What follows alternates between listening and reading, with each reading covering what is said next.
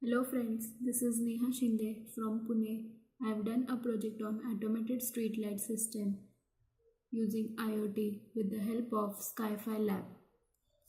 So here is my project where there is an Arduino board which plays an important role in the project.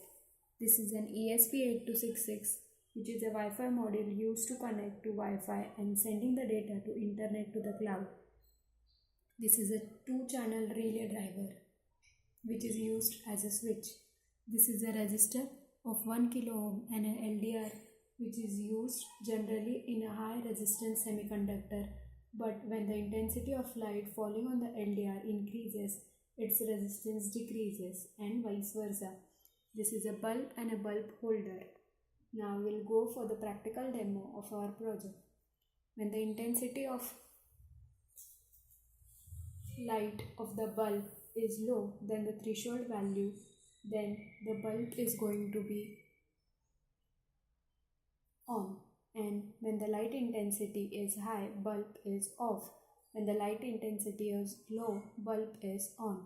Now the light intensity is high, therefore bulb is off. Now we'll see when the light intensity is low, bulb is going to be get on. Now when the light intensity is low, the bulb is on.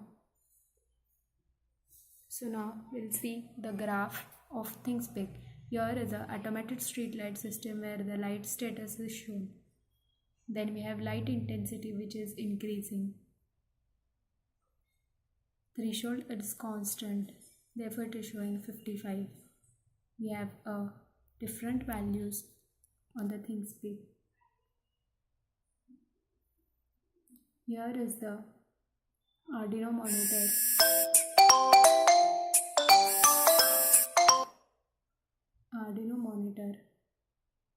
Where you can see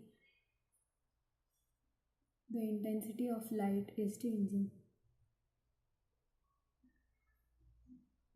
So this is automated street light control. Thank you.